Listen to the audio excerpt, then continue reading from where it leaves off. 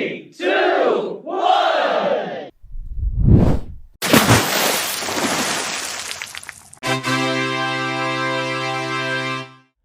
Ogres are like onions.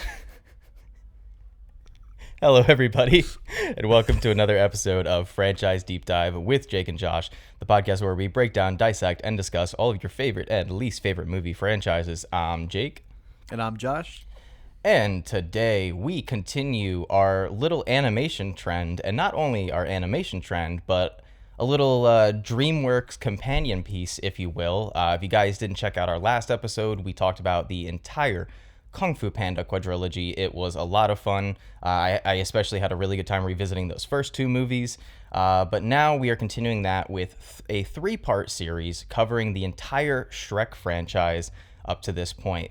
So we're going to do Shrek 1 and 2 in this episode. 2 weeks from now, you will get part 2 where we talk about Shrek 3 and 4. And then in the third and final episode, we will talk about the Puss in Boots duology. I think there's 2 of them. Yeah, 2. So 2 movies per episode. Of course, kicking this one off, talking about the first 2 Shrek movies. And like we like to do with a lot of the episodes is talk about our relationship and history with these movies. I know personally Shrek 1 and 2 had a big part in my childhood, but I'd love to hear from Josh if, what kind of experience he had with these movies. Another big part of my childhood, I don't think I saw either of these in theaters, though, sadly. Ooh, okay. I can't remember, though. I might have to ask my parents if I did, but I don't think I did. I saw the second one in theaters, not the first. Yeah, that's probably the best chance I had of seeing that one in theaters. But either way, though, I probably saw this when I was like 7 or 8, and I lost count how many times I've seen Shrek. I think a lot of people have. I don't know. I definitely watched it at least like probably 5 times a year. Can I ask you a question? Yeah, go for it. Did you watch any of the behind-the-scenes featurettes for this movie? No. Because the one that I watched, it was like a 28-minute long one on YouTube. The first thing that one of the producers of the movie says is, the question with Shrek isn't, have you watched it? It's, how many times have you watched it? Yeah, that could be more accurate. And you know what? I think I probably have watched those on like the DVD menu. I think it's, what is it, the Shrek 2 menu that's like a common favorite of a lot of people. Oh, has like the boxes, like the Brady Bunch boxes. But yeah, the first 2, I think I always kind of favored the first one growing up, but I don't know. I might have gone back and forth as a kid growing up in like, teenage years. But I always loved both of these and quoted them a lot with the family. Mm-hmm. Yeah. What you got for me? Oh, no. I believe that I saw the second one in theaters, and it's because it's like a very core early memory of mine, because how old would I have been in 2004? I think I would have been like, because that's when the second one came out, right? 2004? I think so. Were you 7, right? Yeah, so I would have been 7, and I don't know if I was slow for my age or not, but I remember that I didn't know how to tie my shoes, and at that age. So nice. I must have been behind. I don't know. But my dad, I guess, had been fed up with that and made me a deal because we were supposed to see Shrek 2 that day. And it wasn't as much of a deal as it was an ultimatum, which was, you learn to tie your shoes by 3 o'clock this afternoon or you don't get to go see Shrek 2. So I damn well learned how to tie my shoes that day, and I learned the bunny ears method, which I still use to this day, which I don't know if that makes me a man-child or not, because I think most people mature out of that, and they do the, what is it, the bunny going in the loop or whatever? Loop, swoop, and pull? Yeah, the loop. I can't do that. So if I'm quoting Big Daddy from Adam Sandler. I hate that movie. I tried the bunny ears as a kid, never got into it. Always took me longer. I was a bunny ears kid through and through. Also, apologies to the listeners if you can hear my upstairs neighbors being very loud and moving what sounds like furniture. I'm not exactly sure, so if you hear that, it's not my fault. We don't have a studio. Which head over to our Patreon and subscribe to us, then maybe we can get a studio. That'd be cool. I'll come live in, come live with Josh. But no, yeah, going back to the Shrek movies, I remember watching Shrek 1 a lot on VHS. We had like a VHS copy of it. So just playing that on loop, watching that over and over as a kid. Of course, you know, the comedic relief Donkey, voiced by Eddie Murphy, is like, you know, an icon at this point. The Shrek mythos as a whole, the characters, the story is like, it's just pop culture iconography at this point to like a crazy degree. Like the amount of like Shrek memes and just people just love those movies. But yeah, watching the first Shrek movie over and over as a kid. But then with the second one, the worst part was I learned to tie my shoe. And then this is why it's a core memory, because not only the shoe tying thing, but I remember that at the time there was these Skittles. And on the Skittles pouch, it said that one lucky person would get a one-way ticket to Hollywood to tour the Dreamworks sets and all that stuff, and the studios and the lots and everything. But you had to find there would be one Skittle that was green, Shrek green, and it would have Shrek's face on it. So the entire movie, instead of watching the movie as a 7-year-old, I was looking down, examining each and every Skittle for the entire runtime of the movie. Damn. Hoping that I would be the lucky kid to get that Shrek Skittle. And I think I gave up like close to the end of the movie, and then I just decided to eat all the Skittles. So nobody won that day. So what, they were like selling them at the theater or something like that? Like the packs of at Skittles? At the Regal that me and you worked at. Was it like a full box of them, or was it like those?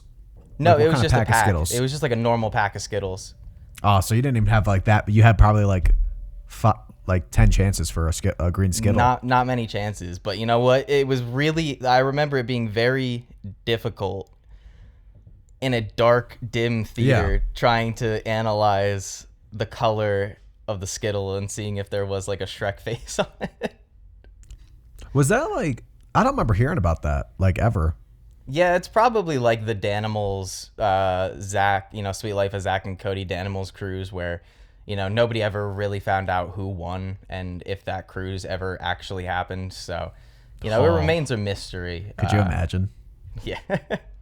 But yeah, no, I mean, obviously after that, I know that Shrek 2, we ended up getting like a DVD copy of it, and we had one of those Blu-ray setups, or not Blu-ray, but like DVD setups in the back of our car where it was like a portable DVD player that nice. You connected to like the back of these little TVs. And we know we had these little crappy headphones that we plugged in, but anytime we went on like a road trip, we had like a rotation. It was like Shrek 2, Over the Hedge, Monsters Inc. And we had this like, it was like this, I forget the name of the movie, but it was like this animated Camelot movie. I don't know if you've ever seen it, but it's like this 2D animated movie about like the story of like Camelot or whatever. And also Shark Tale. Shark Tale was a part of that rotation, So I didn't even mention an important part of my childhood with Shrek, actually. You just reminded me with the car setup. So I didn't have that. I remember for a little bit having like the TV setup and shit in the car, but I don't remember watching Shrek in there. But what I did have was I had a Shrek CD. And I had the entire soundtrack with like the score in it too. And I remember that, like, not forget about All Star, the main Shrek theme. I had that shit on repeat for so long, just listening to the main theme of Shrek, and it was like one of those CDs players where you like saw like you would. I think part of it was see through. So I just remember like watching it like just spin, and I was just like I just had the fucking main theme. I was like in a fucking trance with the Shrek theme song, but I don't know if you remember these. I forget what they were called, but do you remember the like single disc or single cassette like devices? They were like this big. Yeah. It just played like one song. Yeah. I had the All-Star one. Oh.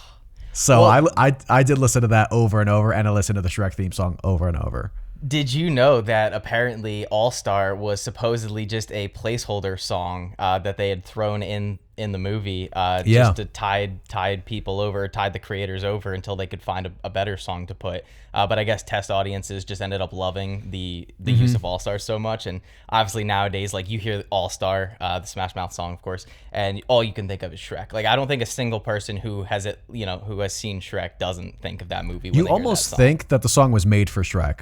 It really feels like it was like very like intentionally made for that movie. No, it's funny too. You brought up like a see-through like CD player because I remember as a kid I had like, because my dad's like a big music person, like loves music and stuff. So he got me this like crazy like big setup that like it can like hold like 5 or 6 CDs at once, and you just pick which one that you want to play. And I remember complaining that my sister had one of those see-through ones, and it was just like a crappy little see-through one that like you could just, all it did was hold and play one CD. And my dad was like, what are you complaining about? You have a crazy good setup that can play like 5 CDs. You choose, pick of the litter, and you're mad that your sister has this like little $25 see-through CD player.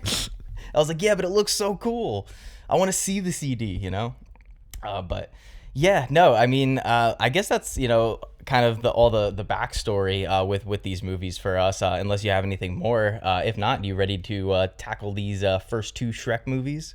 Yeah, I'm going to try to have my parents look through the house and see if that CD is anywhere. It's definitely somewhere. You want to relive that memory? I just want to see it. Just visualize it. Next time I go home, I'm gonna go on a search for that. Yeah. But yeah, I'm ready to talk about it. All right. Well, let's get right into it. Starting off with, of course, the first Shrek film released in 2001, of course, from DreamWorks Studios, directed by Andrew Adamson and Vicky Jensen. Budget of $60 million.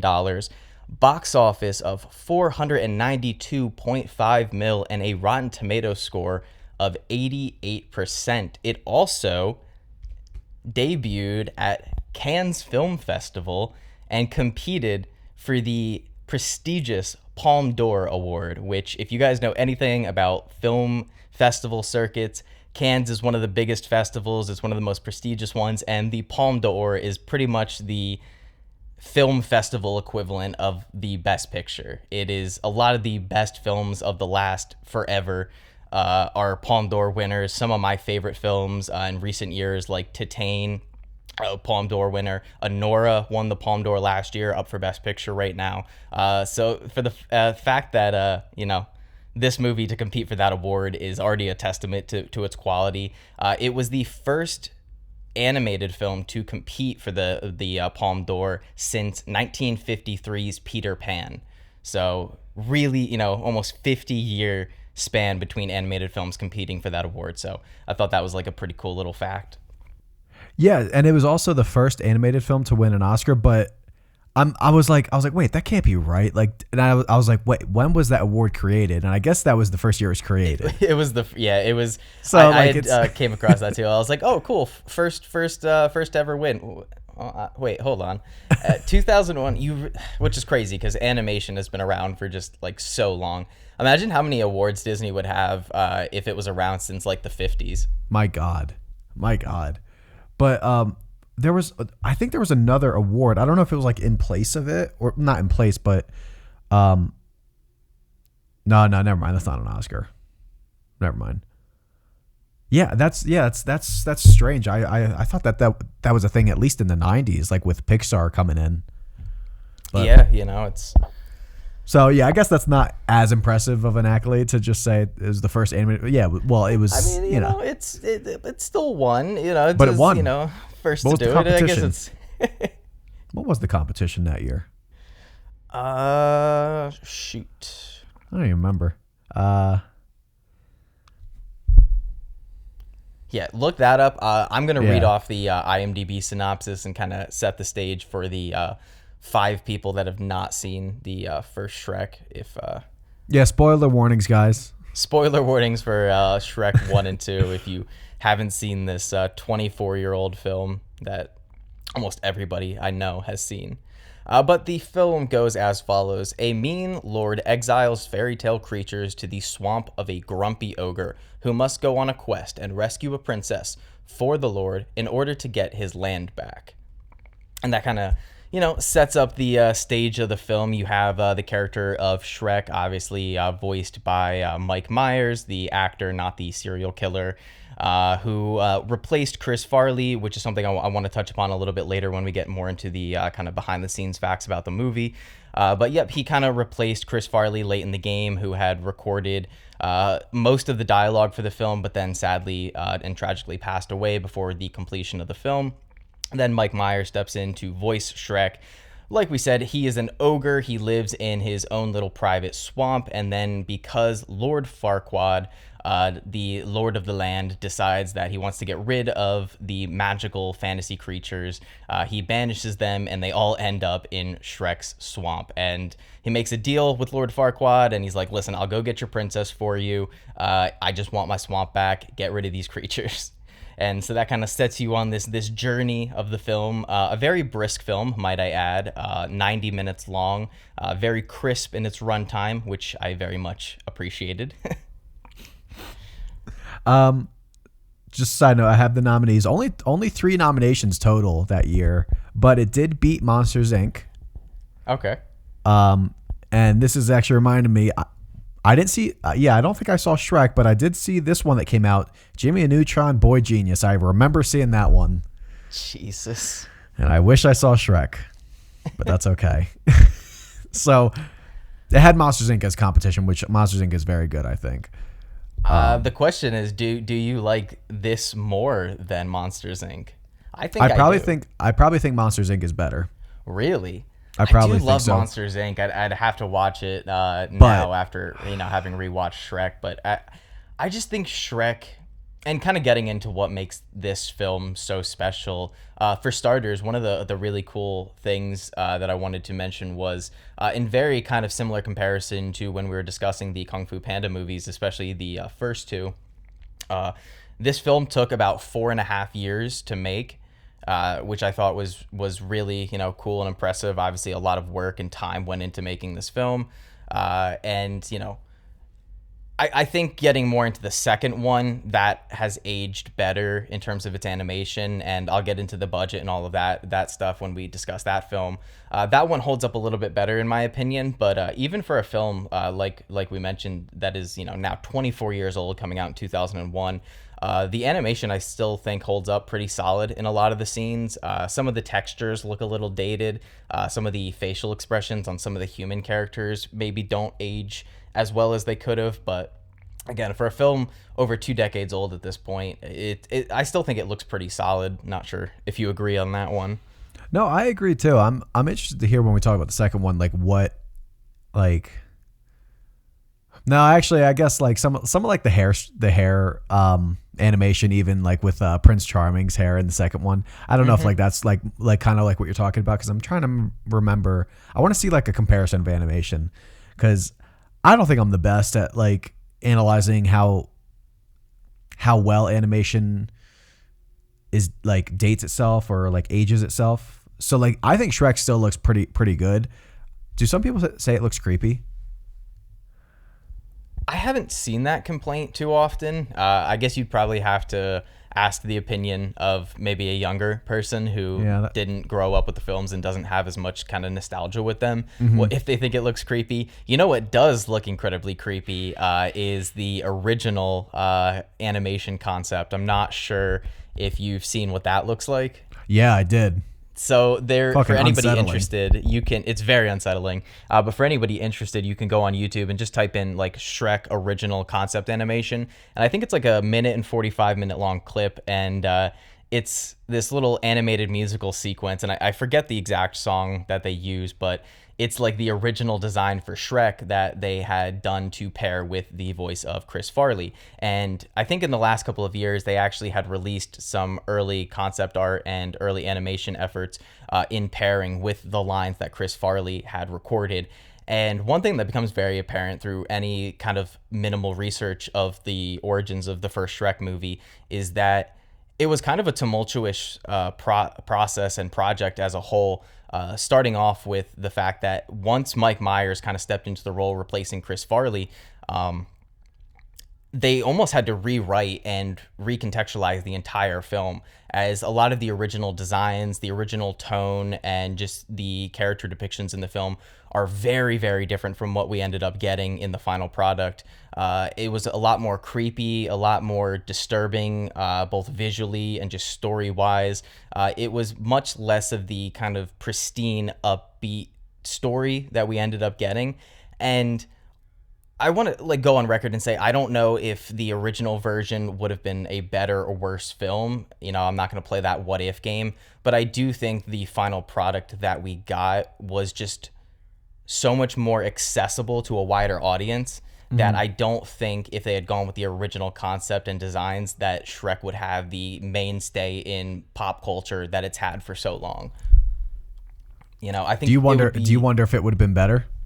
I don't know if it would have been better. Some of the earlier designs were kind of intriguing. One of the, I don't know if it was one of the animators or producers for the behind the scenes documentary I was watching, but one of them, it says something along the lines of it was kind of modeled to look more like a Tim Burton film, you know, in a sense where a lot of like unconventional designs, disproportionate architecture and that sort of stuff.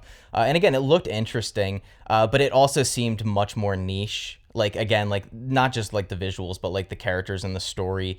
They even had a different voice actress for Fiona. I forget the actress's name, but it's the camp counselor from Wet Hot American Summer. I'm trying to remember her exact name. Wait, for who? For Fiona.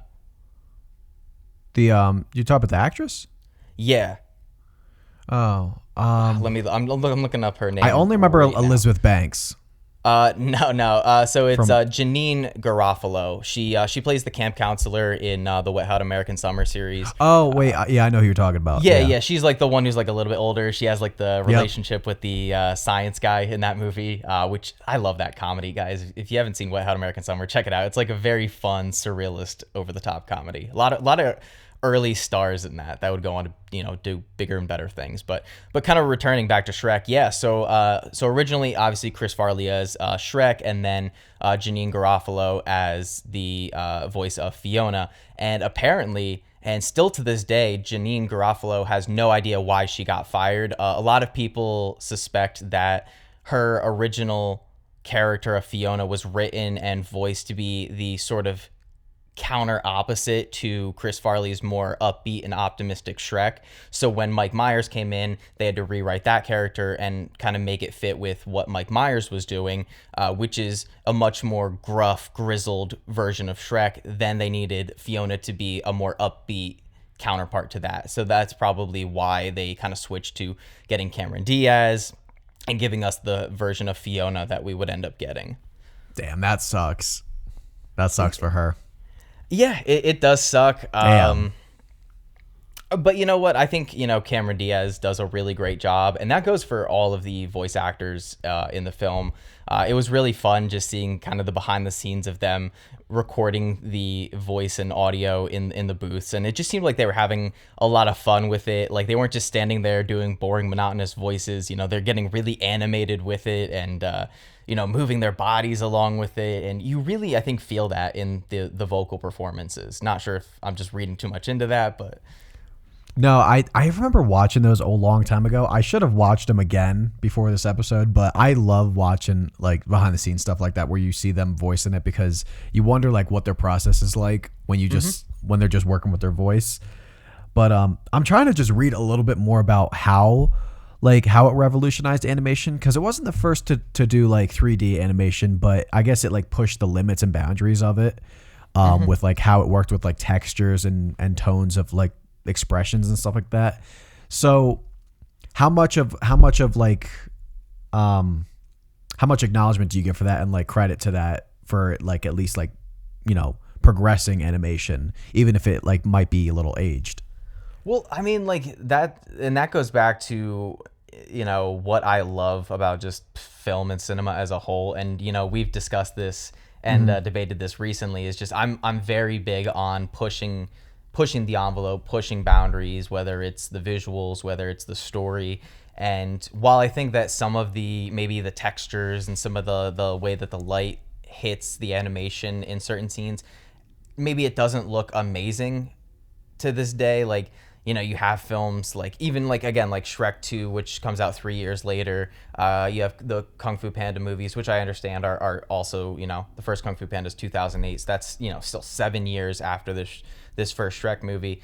But just because some of the animation doesn't particularly hold up as well, I don't think it discredits the influence that the movie has had as a whole. Like you said, like, it wasn't the first to do it, but in terms of how it rendered textures, and just how they animated certain sequences, it really did push the animation platform as a whole, which I think is really cool. I mean, like, influence is great, and like we always talk about when like comparing movies, that like it's not always what does it first, but it's what does it best. But I think when it comes to technology, and things just like, you know, cinematography or CGI, or, you know, animation like this, which is still a form of, you know, CGI, it's still computer generated. It really does matter if you're the first one to do it. I think it does kind of prop you up a little bit, and just the influence, it can't go understated. I mean, like, I don't think we'd have a lot of the animated films that we love nowadays. I don't think we'd have the Ratatouilles and the Wall-E's and, you know, The Incredibles and all of these great films, Kung Fu Panda, How to Train Your Dragon. I don't think we'd have a lot of those types of films without Shrek. And I also think too, like, in terms of like what it did story-wise, you know, kind of, you know, kicking off your film with this fairy tale book being opened and read through like a normal fairy tale would start off, and then having your main character, this disgusting, ugly ogre who's vulgar, ripping a page out and wiping his ass with it. Like that. Yeah, and so I want to talk about like an issue I have with like some of the people that hate on Shrek, and I feel like sometimes it's kind of unfair to just blame it on oh, I've seen it meme too much, or I've seen this movie too much, or it's been 20 plus years and you watch and it's like, I get it, I get what it's doing, but I'm over it. You should never like let that affect what the film did at the time and how it was like when it first came out, because I think it still lives up to like its script. Because I've heard people say like, oh, it just feels like so redundant on its like fuck you to Disney, and it's like, okay, but like that's not I don't think that's a criticism. I don't think that's like a good criticism to have. But I hate when I hear that, when it's like, oh, just because you've seen something a lot makes the film worse, unless it like actually gets worse. Not just because you're just annoyed by it because you have just watched it too many times. That's not my fucking problem.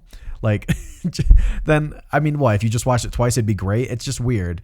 But I don't know. I feel like people just kind of like, they allow like outside factors to like dictate whether a movie's good. Just because you see a lot of memes on the movie, it doesn't make the movie bad. Like, I just don't like that. No. So that's a big issue I have. I completely understand what you're saying, and I don't think this Shrek film is without criticism. I think if there's something that I would criticize that I think maybe hasn't particularly held up well, and it's something that I actually go back to a lot when we did our horror movie draft episode, and it was when we were debating Blair Witch Project versus Wreck, and a big part of my argument was influence. And while a lot of what I was debating was for the sake of the debate, and I just didn't want to give up easily, I mean, obviously, Wreck is a better film than Blair Witch Project. I don't think there's any question there. But one thing that you said really stuck with me, and it's that you also have to factor in what did it influence.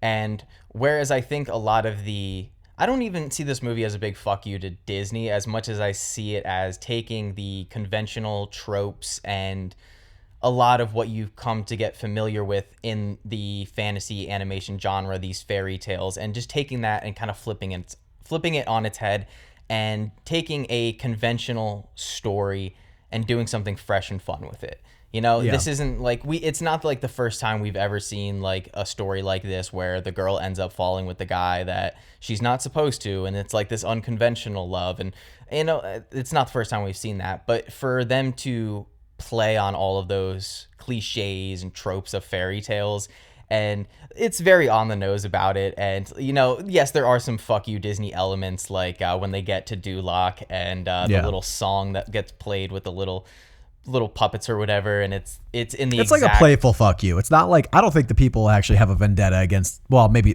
a little bit in some areas, but it's not, to me, it doesn't feel cynical. There is a way to poke fun and parody and kind of play on something without being mean-spirited about it. And I think Shrek walks that fine line extremely well of being, it does have that edgy adult humor, and it does have, some jokes that are aimed towards adults, which is very appreciated. But at the end of the day, it's still a kids animated film. It's still targeted at a family demographic, but it does balance out those adult themes and adult jokes with the more lighthearted kids stuff. I think it does it really, really well. And that's what I don't think aged at all. Like, I think this movie is still like, I think it's standing like a test of time, like, very well, because everybody is enjoying this movie on different levels. Like this, like you said, the balance is done really well. What I enjoyed as a kid, I get a lot like differently as an adult. And I think we talked about this with we said this with other movies too. I'm trying to remember if we talked about it with Kung Fu Panda. No, not as much. There was something else. I kind of forget what the movie was. We might have just been talking on our own, to be honest. But it blurs. But no, I just love when a movie can do that. It can just balance itself. It's not one specific thing. It can hide itself within different layers, like an onion, as we'll get into. And I think that main part of the movie, I think the writing is really fresh in this, but I think it's really crisp in like how it progresses its characters and like what it introduces, especially with like the Renaissance of Disney in the 90s. It was like they're really, really good movies. This is like, it's not to say it's not, but it's just creating a new type of character, a new protagonist to like kind of connect with. And I think it does it really well. I think there's a really good development with like, not just like the love interest and like kind of changing it up there, but just like the friendship really journey between him and Donkey. I think it's really well done. So we can kind of like, I absolutely love in terms of Shrek and Donkey, and that I noted is it's during kind of their first encounter, and it's just a really nicely little animated thing, but it's when Shrek tries to kind of scare Donkey away, and he's like, wait, you're not scared of me? And Donkey is just kind of like, no, not really. And Shrek just has like a very genuine, heartfelt response, and he's just like, oh. And he's just like genuinely shocked because this character has become so used to people just reviling in his presence and hating him the second they meet him and being terrified because he's just this big ugly ogre. And it genuinely feels like this is the first time he's met someone who just is fine with him, is just fine being around him. And it's just like a nice little kind of starting point for their friendship. Yeah, I mean, one of the like highlight scenes is when they're like looking at the stars together. I think that's like a big shift in his arc that I think works really well. But did we? I mean, yeah, I guess we're talking about. Did we go? Yeah, you went into the plot already. We could talk more about like the villain of this. How do you like Lord Farquaad? Is that supposed to be Lord Farquaad? Is that? Did I remember? I feel like that is a play on Fuckwad. I love. So yeah, you have Lord Farquaad, who is voiced by John Lithgow. Who's a really I love his voice work in this movie. John Lithgow. It's great. So good. It's very funny now as an adult because have you ever watched Dexter? No.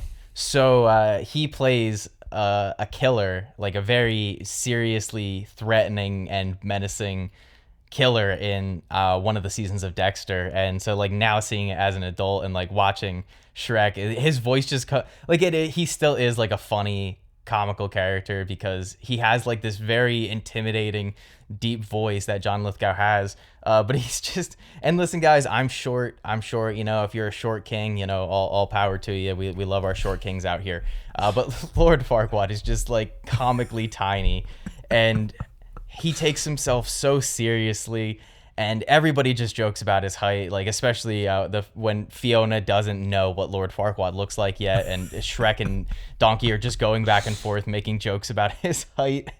And I think Fiona says something like, "Oh, you're just jealous that you don't measure up to Lord Farquaad," and Shrek says something like, "Oh yeah, well something like when you measure him, you'll see," or something like that. I'm paraphrasing. We'll let you do the measuring when you I'll see let you do him the or something like that. Yeah, dude, when And there he's taken is- off his horse. yeah. When he has the fake legs and the fake arms, and it's just like, oh my god, she just like pauses in her sentence. What is he, like 2 feet probably?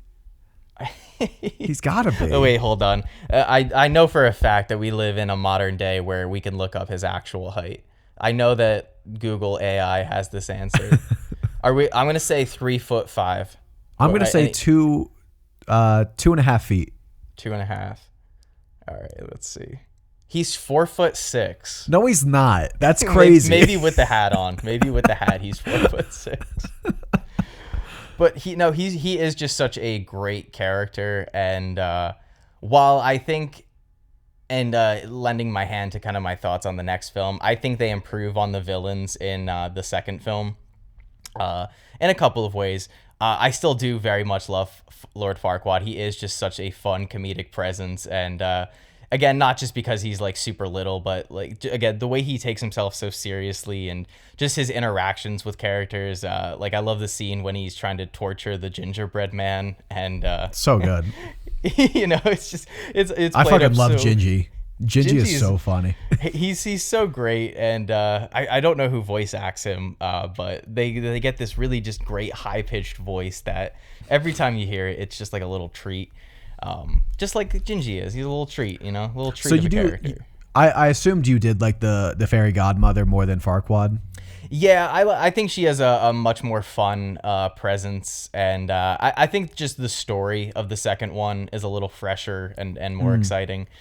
So I think that helps a little bit. She's just given a little bit more and a little more conniving. I think she's, yeah, I feel like she's more, like she has more of a presence, and not because of height, guys, but I think she does. They kind of do focus on her a little bit more, but yeah, I think I like the surrounding elements around Farquaad. Like I like what he's doing. Well, I don't like what he's doing. He's like, there's like a whole like fascist regime around him, but I think I like that element. It's kind of like, I'm going to find this conversation interesting to trail back to Kung Fu Panda, because I think we're like, there's like the same exact thing that we agreed with, and we're exactly flipped. Is not that Farquaad has any like redeeming qualities, like intimate moments that Tai Lung had, but I think I like kind of the storytelling around him, and like whereas like I think the godmother has like some more traits to like kind of get engaged with and have fun with. They're both really good. Like they're both kind of like on the same level, but I think Farquaad brings like a comedy level, like on top of like how evil he actually is too. That I think is like just a fun time to have. But yeah, I really like the oppression part of Shrek that's like really present in the first one. It continues in the second one, but I think it's heightened and strengthened in this one with just like having all the fairy tale characters condemned and stuff like that. I think it really works in those issues in like the world. So I think that's a big element that I think is just stronger in the first one with its writing. And I think what works really well of like seeing this as an adult and just like exploring those more mature concepts that are kind of embedded in like the childlike structure or writing. But I did want to talk about one thing that I saw that I was reading about. I watched this video on, and it's very interesting, talking about the music of Shrek. So this is gonna be like a kind of like very maybe in-depth conversation just on the music, but so I wanted to ask you first, what do you think about the overall music? Because I know that's always a big thing for you of utilization with like scoring or just even like the songs that they play. Yeah, and so that's kind of what I was talking about a little bit before the podcast, where I said I had an issue with Shrek 1 and 2, and it has to do with the music. That's interesting, because that's a positive I have for the first one. So I feel, and it's not all of the song choices. I think, because I think the composed music for the film is great. I have no issues with that. I think it works really well with the scenes that it kind of is paired with. But when it comes to the actual like licensed music for the film, I like All Star. Obviously, it's fun. But I think if there is something that really ages these films in a negative way, it's not the animation, it's not even some of the references, and that's something I kind of was leading into earlier, which is some of the references are something where I'm like, oh, that's kind of a negative influence, because I think in a lot of modern mainstream films, especially animated films, a lot of them nowadays lean too heavily on references. And not that I think Shrek does, you know, it has some fun ones. It has like The Matrix and some other ones kind of sprinkled throughout the film.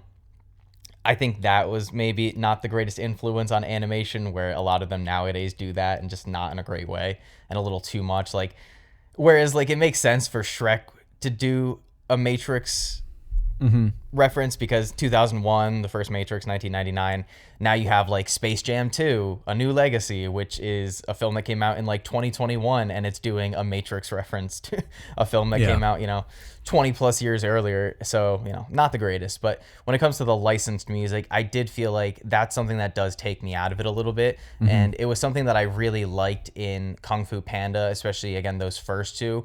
It actually like was a negative that I had for Kung Fu Panda 4, where I was like, oh, there was that scene where they don't sing the song Crazy Train, but they play the song Crazy Train through like instruments in the movie. And I was like, that feels a little out of place and odd. And obviously like Kung Fu Panda, it's set in China, so they kind of focus more on the Chinese music and traditional Chinese instruments and stuff like that. But I don't know, there was just times when watching both Shrek 1 and 2 where I was like, that song, I was like, it's taking me out of it. It's making me think I'm not watching a Shrek movie. I'm watching just like an animated movie that's trying to be timely. And in that sense, it dated the movie in a negative kind of aspect. Okay. So I know exactly where you're coming from, because I kind of like had that same thought. Not that it really affected it for me, but I was always like, I wonder, like, because it's mixed in very like, it's almost like kind of random when they want to play a pop culture song versus like their own score, because they do have like a full score for this movie and it's really good.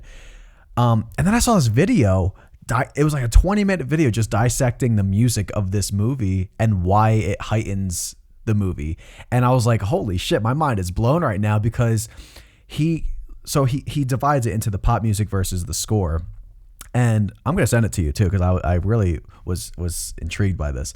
But he said when they choose to play these pop culture songs is kind of like it's during moments when the part of the movie is kind of like around what the like external pressures of society have on Shrek, and like just like the characters themselves. So like the whole thing with Shrek is that he's obviously been oppressed, and he's that's what made him so like cynical and grumpy to the whole world and kind of closed himself off, was just like this view of him kind of, and he talks about it too. He says like judging a book by its cover. It's the whole thing with even Kung Fu Panda like deals with those, is like accepting yourself for who you are.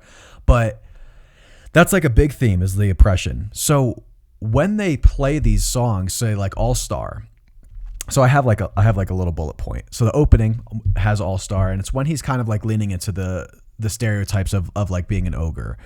So I have the opening, the ring fight. I think they're playing Bad Reputation.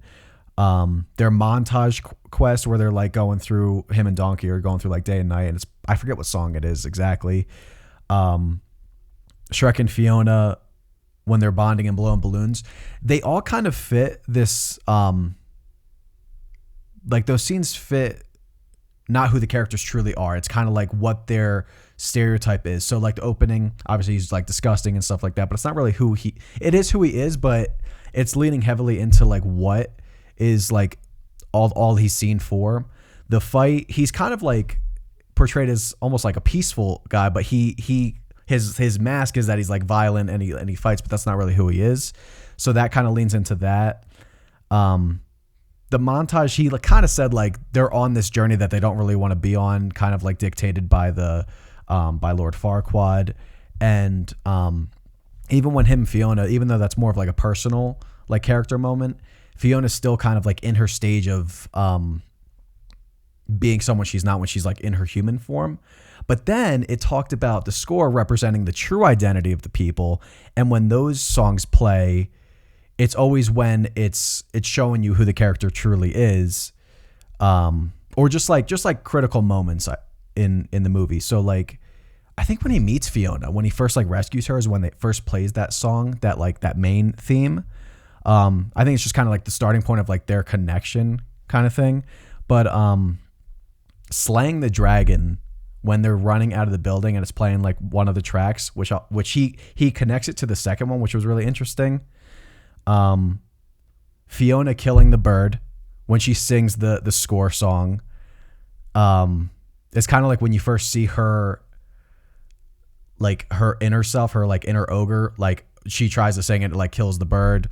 So that's like her, like, this sounds very jumbled as I'm like trying to explain it. You have to watch the video because he does it so much better than I'm like talking about here. But and then at the end when it plays the score when she's transforming into her ogre self.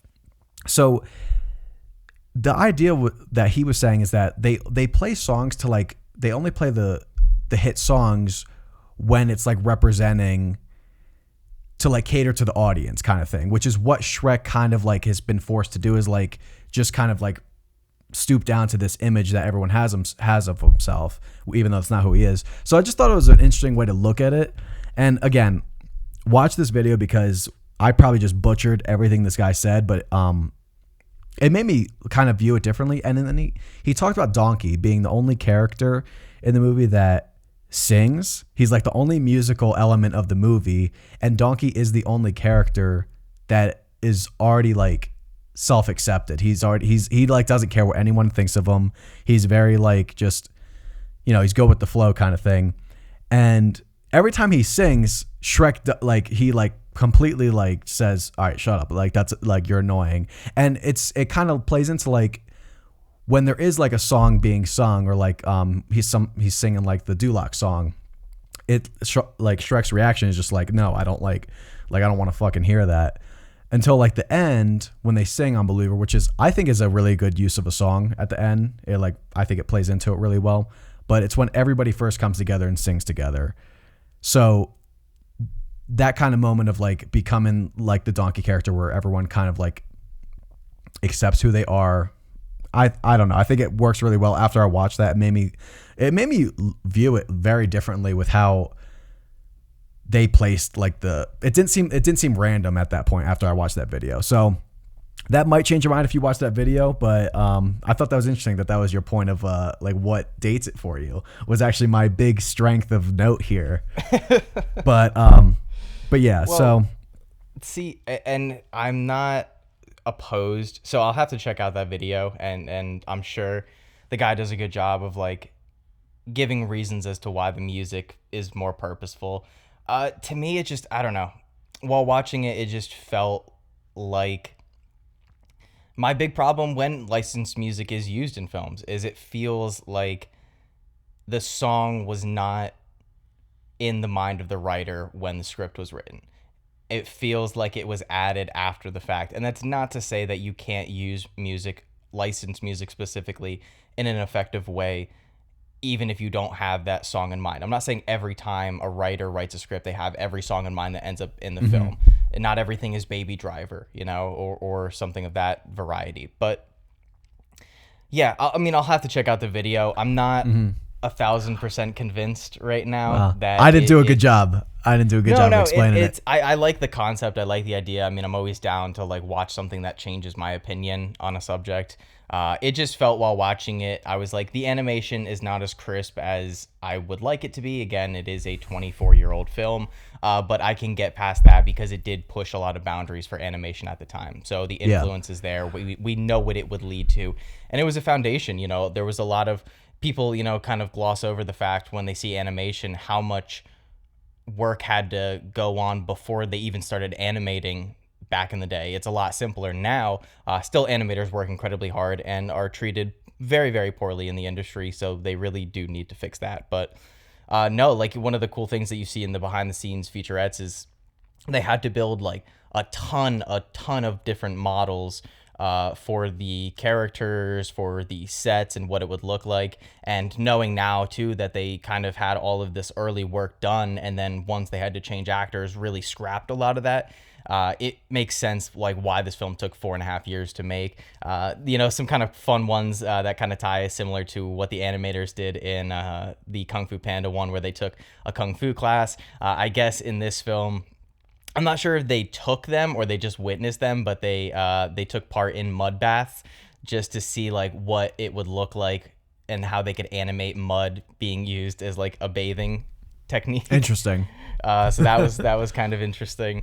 One thing that I thought was interesting too is that they say that even though Donkey is obviously a donkey in the film, he is much more in line with how they typically animate cats or dogs in his like movements and stuff. And watching the film with that in mind, you definitely kind of see he doesn't really he's very kind of swift in his movements, a little bit more energetic than like a normal donkey would be. Which I guess another thing that I kind of looked up too was, I guess originally, before they had kind of scrapped everything, the original version of Donkey was a lot more in line with Eeyore from Winnie the Pooh, and was kind of like supposed to originally be like a parody of that character, like the really depressed and sad donkey. Wow, so imagine that. Yeah, like again, like I just don't think Eddie Murphy's voice his like energy and charisma would work with a character that's like Eeyore caliber. But so yeah, I mean, yeah, there's so many, great elements in this movie, so many like kind of moments that just stick out to like visually in my head. Like obviously one is like I just mentioned, him bathing in the mud. I just remember as a kid thinking that was just so weird and wacky when he pulls the wax out of his ear and sticks it on the table as like to use as like a candle. I don't know why, but like little weird gross moments like that where I think why it stood out to me as a kid. Like there just wasn't other animated movies like that. It was just, again, very edgy and a little bit more adult, so you felt a little bit cooler watching it than like watching Toy Story or something. I don't know. So I wanted to ask you like about the songs. So like, is one of your things that they just feel random, or do they even feel like too on the nose? Because when I was seeing like the song titles, because I didn't know all the song titles, but like when they're first bonding and they're blowing up the balloons for each other, I think the song is like I'm in love with the monster or something.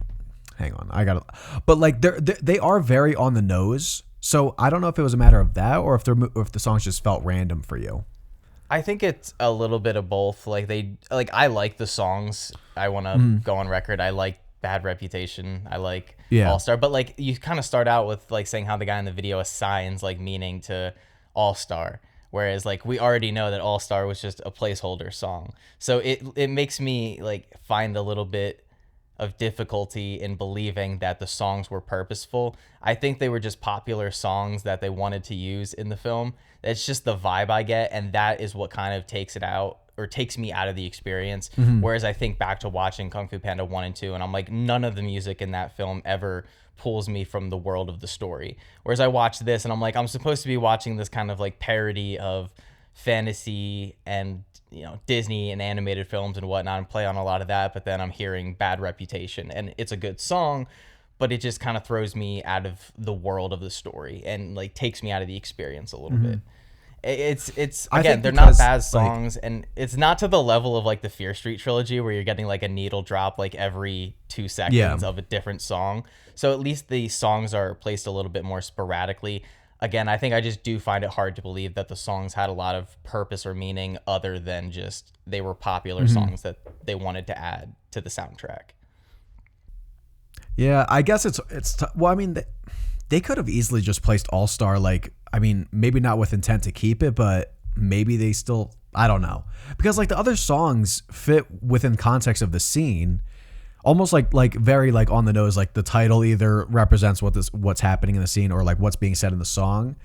But yeah, I don't know, after watching his video, like dissecting them and like just looking at the difference of when they play those songs versus like what's in the scenes versus the score, I don't know, I just think it works really well. But maybe your mind will be changed when you watch it. Yeah, I'll have to check it out. I mean, I'm always down for a good video essay that makes me kind of look at something from a different perspective or angle. So I'll definitely have to check that out. I'm not convinced as of yet, so I have my preconceived thoughts, but I'm open-minded. But yeah, no, I mean, there's just a lot to appreciate about this first Shrek film. I think the jokes are still funny. I think they still land. If you've seen it as many times as I'm sure both of us have, it may be hard to like still get a chuckle out of this movie, but I still found myself laughing and smiling at certain bits. I don't know why, but I always thought it was funny when she takes the spider web on the sticks and catches a bunch of bees and makes them like, it's kind of like it's kind of like a cotton candy thing, but with bees, and I don't know. It was always nasty. so weird. He takes a bite out of it, and yeah, I don't know. Some charming just little moments. When they're eating the weed rats, I don't know why that always looked delicious to me. Dude, I would try his weed rats. It's a stew, right? He has a weed rat stew. No, I mean, I don't know what else to really say about this film. I found it a little bit hard to talk about. I mean, it's like, again, it's been talked about to death. It just sounds repetitive to say like anything about it. I did love I loved the whole dragon chase scene. There's not a ton of action in this movie. You get the brawl at the, at Lord Farquaad's castle and everything, and that's a fun little bit. It's like a little wrestling match and everything, and that's cool. But yeah, I love the whole sequence with the dragon. It's just really fun. It's very adventurous. This film has, even though I might prefer the second film as a whole, this film definitely has a bigger sense of adventure than the second one does. Like, you're going on a quest, and there's there's playing on that trope, but it's still a lot of fun, and that element holds up really well. I'm always down for a good adventure movie, and I think it kind of tackles those elements well. I mean, you get to see an ogre and a donkey fight a giant dragon, so it's fun. I like how Shrek defeats the dragon by like having it chain itself up and everything, and then obviously you get all the stuff with donkey and dragon, which is weird but hilarious. I'm gonna wait till we start talking about 2 to like trace it back to the music notes, because I mentioned when he rescues her from the dragon, there's the track that they play from the score a couple times in the first Shrek. They bring it back in the second one, and when he highlighted that, I was like, oh shit, that's really effective. To like, it's just, I don't know, it's so like, it's so subtle in its integration. It's just, I think, I don't know, maybe look at it differently. But with that, I'm ready to move to Shrek 2. I don't know if you are, or if there's any final things you wanted to say about Shrek 1. I might say more. I might say more about Shrek 1 as we talk about 2, just to go back and forth. But yeah, it's we'll talk about them in tandem. Since we only have 2 movies to talk about it'll be a little bit easier to just kind of talk about those 2. No, I had one last question for you in regards to Shrek 1, since it is such an iconic movie, which you've seen a ton of times. We both have. Do you have a favorite scene in the movie?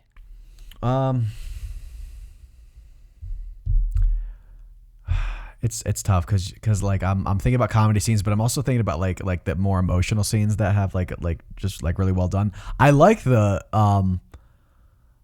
campfire scene where they're like looking at the stars together. That's like a really, really good one for me.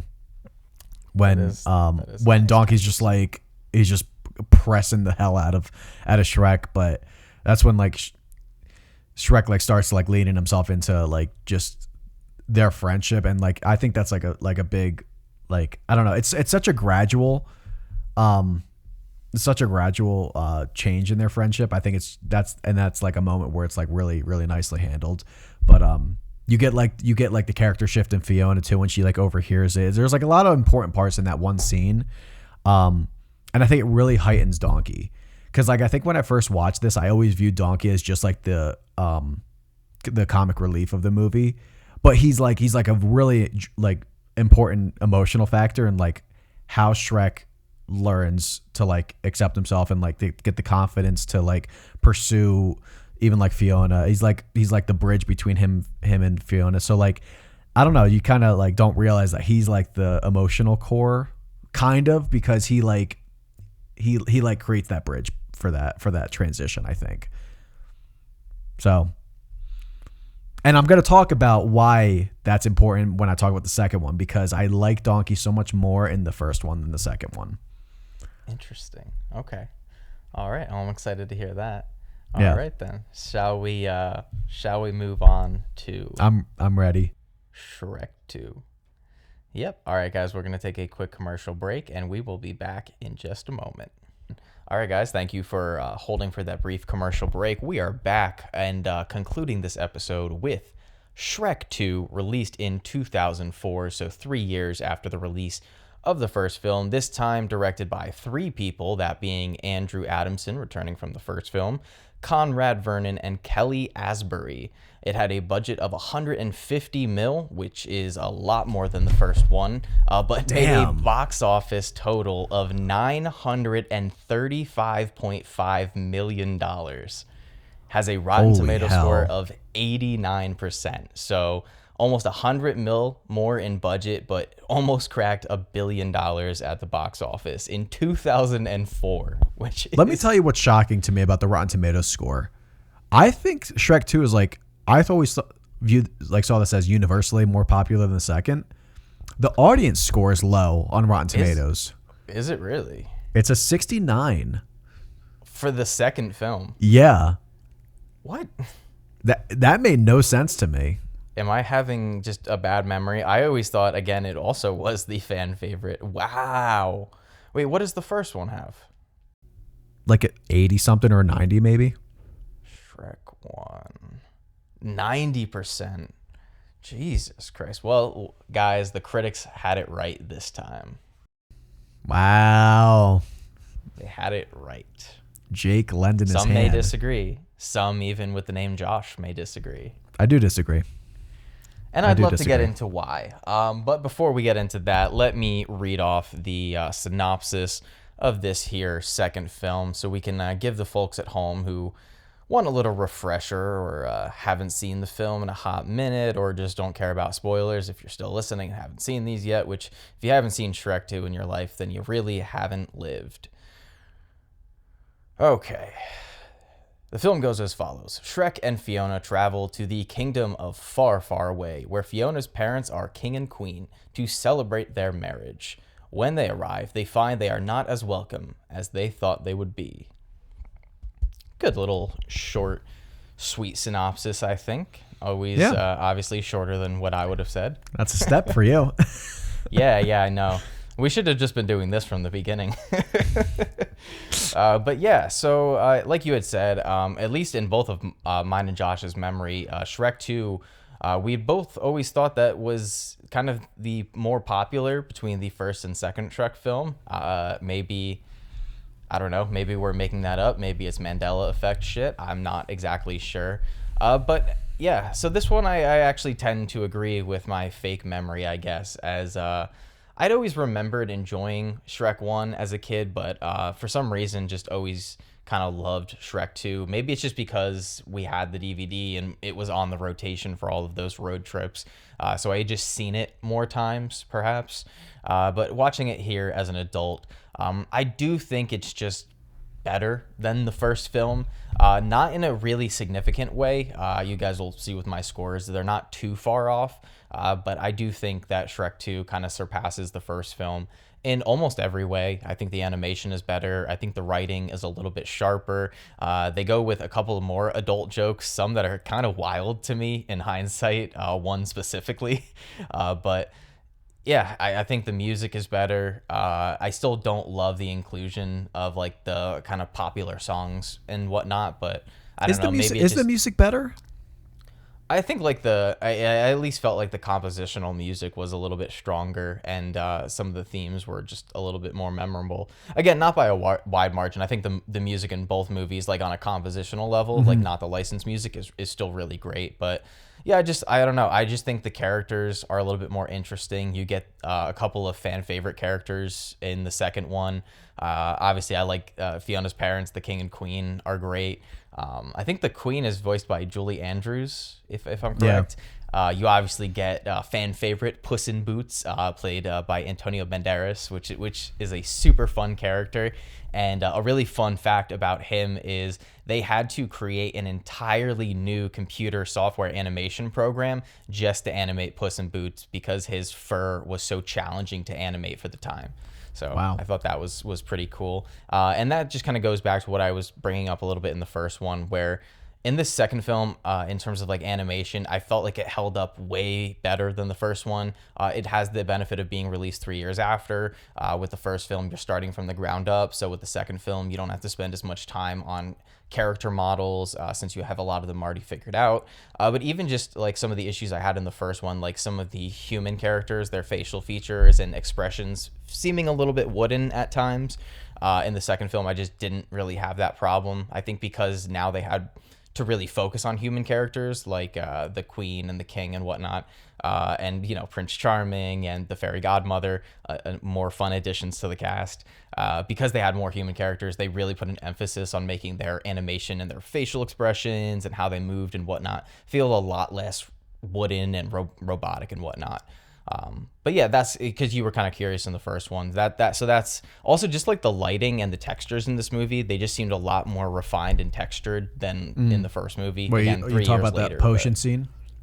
the potion scene looks incredible. Yeah, again, I'll just give. like, Yeah, even like in the first film, some of the scenes that take place in the dark don't always look great. Like I do like the nighttime scene when they're kind of staring up at the stars and whatnot. It's nice, but when you compare it to some of the scenes that are a little bit more dark or dimly lit in the second movie, they just look a lot more aesthetically pleasing. The way that the shadows are kind of handled and the way that the light reflects off the character models, it just looks really, really good. Especially again, it's over 20 years old at this point. It looks really, really good. all right. So Jake just glazed heavily over this movie, but it's not that much better than the Shrek one. So that's shocking to me. No, I just think it takes a lot of what I really enjoyed about the first one and just does it a little bit better. Like again, I don't think it's super significantly better, but just marginally in certain areas. Like it improves. I'm not going to act like I have like that many problems with this movie, but I don't like it as much as the first. And I think kind of what you just said, but my problem is kind of reversed. I think it takes a lot of the first, kind of like, it's like what we talked about in Kung Fu Panda. I feel like it rehashes things that we have in the first, even with its like themes, which I'm fine if you continue themes, but where like I think Kung Fu Panda 2 explored like different parts of the character, different like even villain motivations felt like different. It felt fresh. This one just felt like it felt more of like a comedy driven movie, whereas like I got more of like the emotional element from Shrek, and mainly so like when I was talking about the first one, I said I wanted to talk about the comparison of Donkey. He's funny in both, but I think he's just leaned too heavily into the comedy for this in the second one. I don't think he really has that emotional stake as he does in the first one. So he just kind of feels almost wasted just for like the comedy, which is still good. Like it's not even like I have a problem, and I thoroughly enjoy this movie. I just don't think it's as strong, and I think the first one does represent the onion layer a little bit better than the second one. I think you get more development with Shrek. It just feels like the issues kind of like are the same, just kind of like in a different setting with added characters. It's like Shrek is dealing with the same struggles. He's dealing with the same like people marginalizing him, stuff like that. And it's, it's well done, but I feel like I've seen it in the first one better, So like that's my kind of comparison of the two. That's why I like the first one a little bit better. I do kind of enjoy Farquaad a little bit more. Fairy Godmother's fun. Prince Charming is funny, but he's like he's fine compared to like the other characters. It's like he doesn't. Harold is fucking evil. Let's talk about that. Holy hell, is he more evil than the fairy god? Right? Yeah, is he more evil than the fairy godmother? He's definitely, for a majority of the film, really unlikable. Like just from the second he encounters Shrek, which I can't go without talking about. I love when they first arrive at far, far away or whatever, and it does like this intercutting dialogue thing where as Shrek and Fiona are approaching the king and queen, they're both like having these sentences about like how things aren't going to work out, they're going to be a disaster, and every time it cuts from one conversation to the next, it's like a flowing thing of them saying the same thing. I thought that was just like a fun little editing thing. Yeah, like they're clearly having fun, like small creative moments. Like it's not like that's like that great, but it's like it's a fun like little attention to detail thing to like just progress your scene kind of and make it fun on top of it. Yeah. But I do see where your criticism lies, where in comparison of Kung Fu Panda 2 to 1, Shrek 2 maybe doesn't move the story or the narrative as much. It doesn't move that needle as much as the Kung Fu Panda movies do, at least in those first two. I can kind of see where you're coming from with that. For me, I understand that. I think it does explore some of the themes, but I guess I just don't agree that it doesn't do it better. I find the writing in this film to be a little bit sharper, and I find it to be a little bit more clever, I guess, in how it plays out. My issue, and not even my issue, because again, I do like Lord Farquaad, but I think in comparison, we're just on opposite sides, kind of how we're Kung Fu Panda, because you felt like Shen just had a bigger presence in the second film than Tai Lung did in the first one. I kind of feel that with the Fairy Godmother. I feel like she is just more of a prominent figure in the story in the second one, whereas I think Lord Farquaad, as funny as he is and all the comic relief he offers, he's just not in the story enough. He kind of disappears for a good portion of it and just kind of he pops up sporadically, but it really feels like Fairy Godmother and Prince Charming are very pivotal and driving forces of the plot and narrative. And I agree that like Prince Charming he's not the best of characters. I think he provides enough little fun character moments, but it's really the Fairy Godmother that I enjoy in this movie. To me, she just has more of a presence in the story, and for that, like, you just get more of her. And it's not just that she's on screen more, but again, I like that she's pivotal in the plot. I like that she's kind of scheming and doing this long ploy to get her son to be king, and so that's kind of fun. And it does in turn provide Harold a really good character arc and a good defining moment where he chooses not to give Fiona the potion or the poison or whatever. I don't know, I just think you just like, whereas the first film, maybe you get a better arc for Shrek, and maybe some of those beats are replayed in the second film. In this one, you get, in my opinion, a more compelling villain overall that has more of a presence in the story and drives the narrative a little more. And you get to explore that theme of Shrek not loving himself and wanting to be different for Fiona and wanting to give her a better life and change for that reason. You get more of that, but you get a really good character arc with Fiona's father.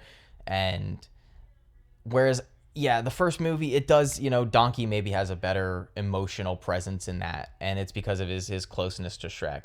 And this one, he is kind of resorted to more of the comic relief, and a lot of the stuff with Donkey kind of plays into his jealousy of Puss in Boots, and it's like a fun little dynamic, but it doesn't tug on the heartstring as much as some of those scenes in the first movie.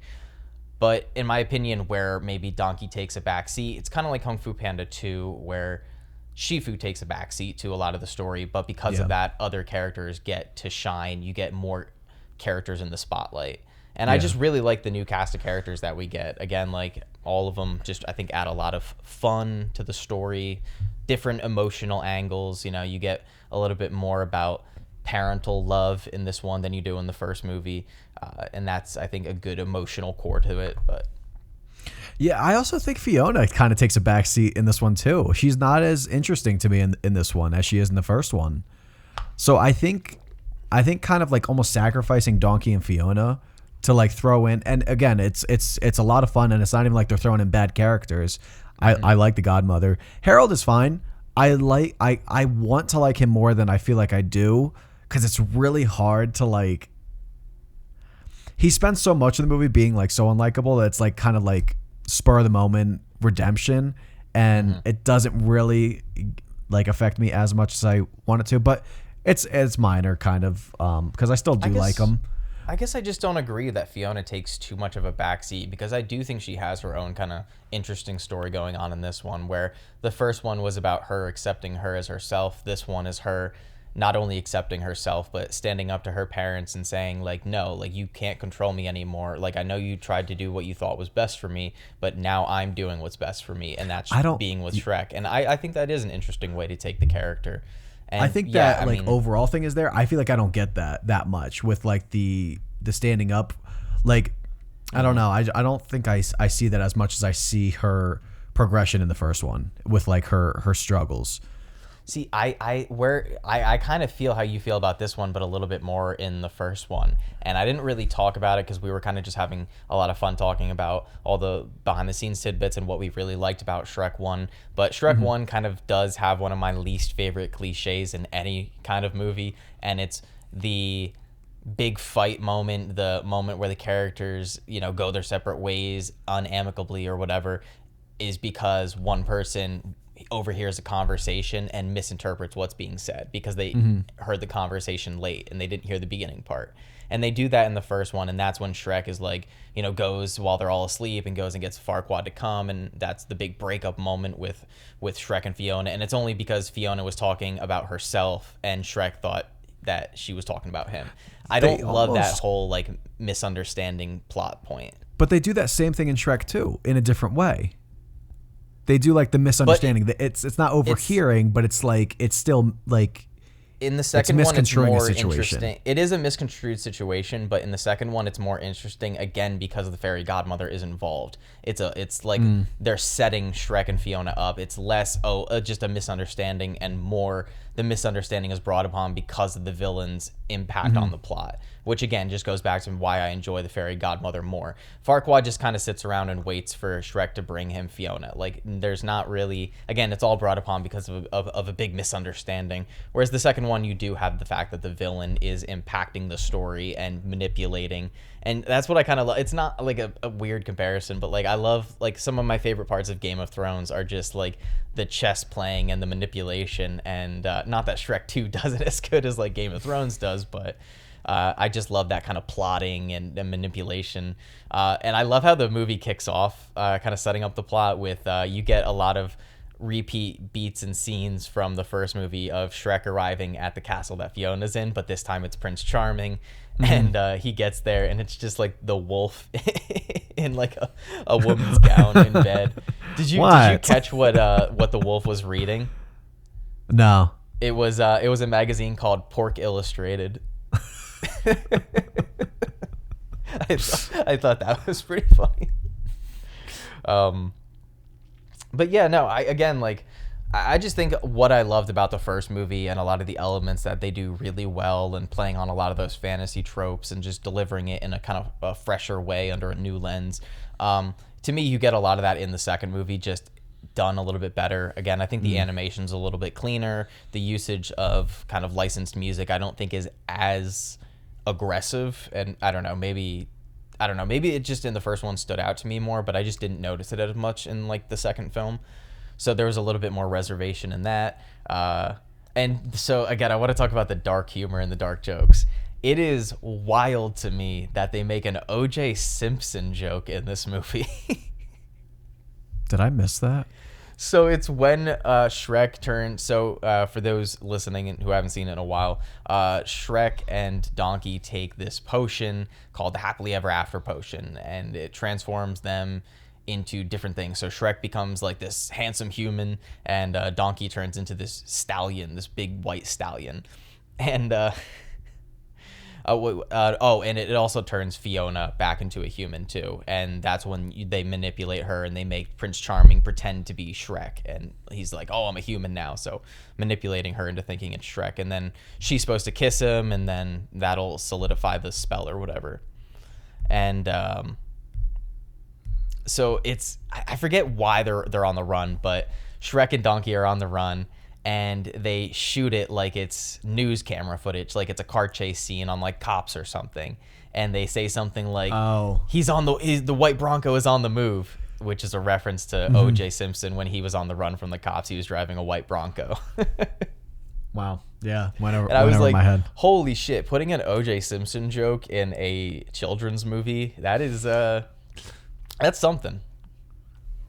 So I want to talk about just something that I had a genuine question about, because I was watching it, I was like, okay, I'm trying to understand like the deal between Fairy Godmother, the relationship between like her and Prince Charming.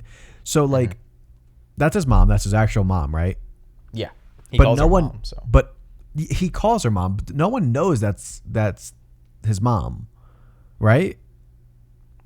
I didn't really think much about it. So okay. All right, so the plan is that like when Harold was a frog, he used to be a frog, and he somehow strikes up a deal with the fairy godmother to change him into a human so he can marry Lillian. I'm assuming Lillian is just like part of a royal family and he married into like being king, right? That's the only thing that makes sense to me. yeah, To like, yeah, I'd buy into that. Yeah. yeah.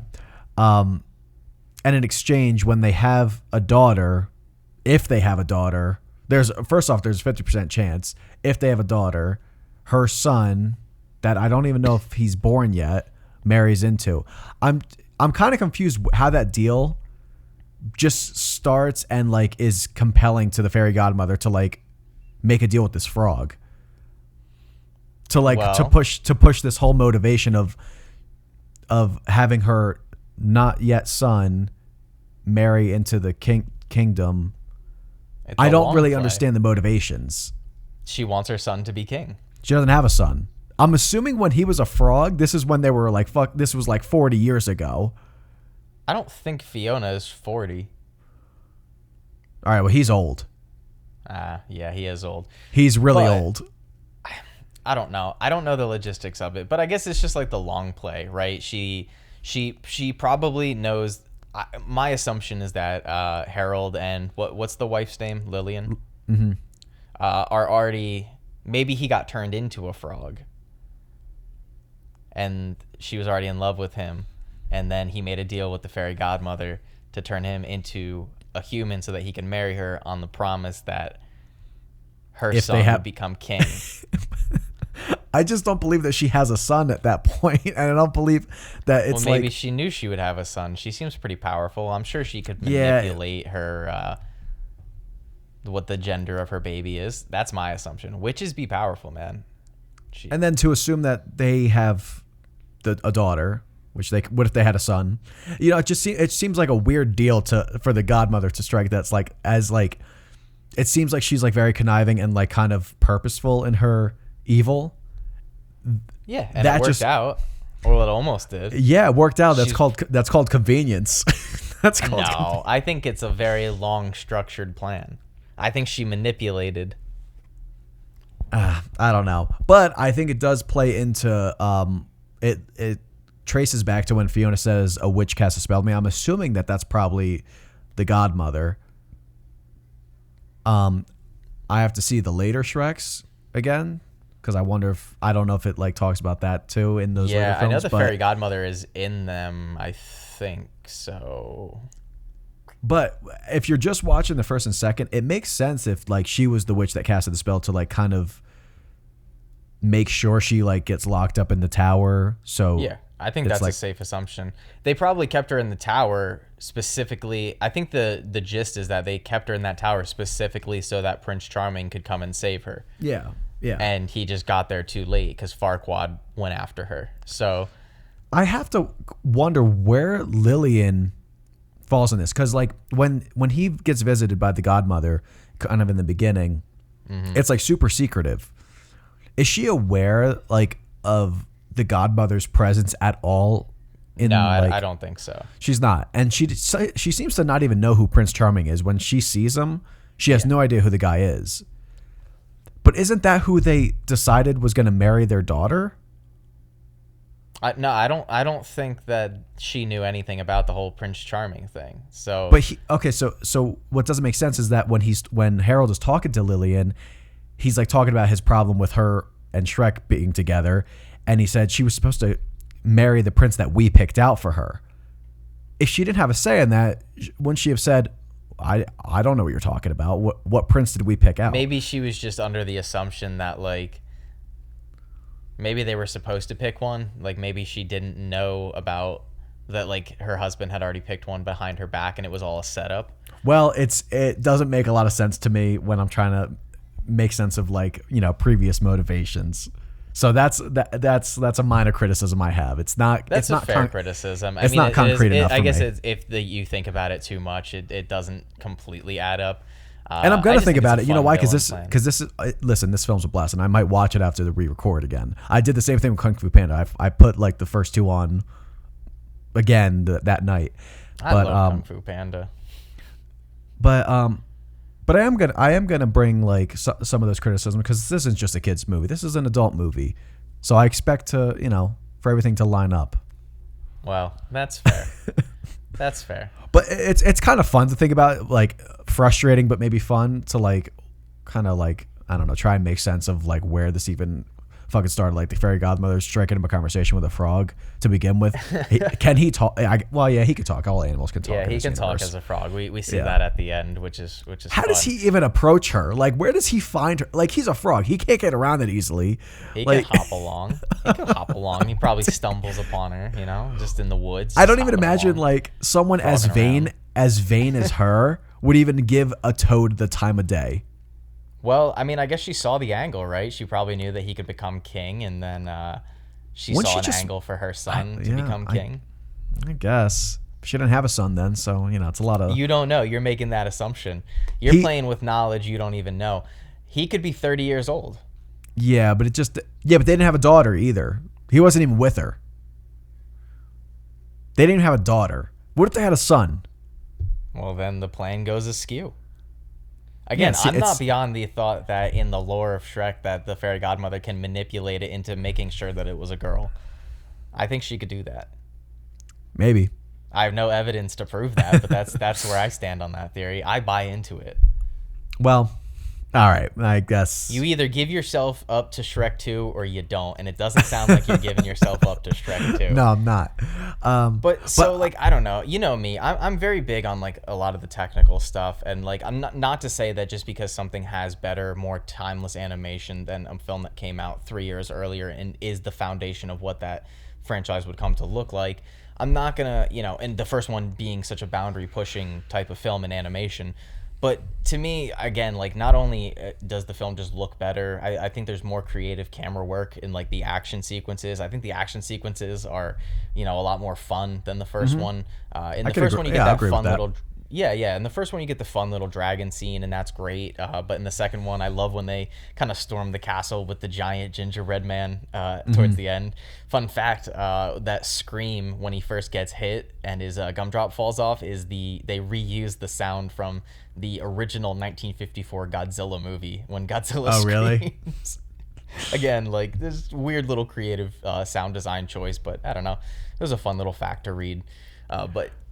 Yeah, I mean, I don't know. I just think the film looks a lot better. I think you get all of the fun returning characters from that first movie, and you get new characters that add a lot to the world and to the story. Again, I really do like that parent dynamic. I actually think that the whole parental dynamic with Fiona's parents in this is handled a lot better than how Kung Fu Panda tackles the whole Po finding his real father thing.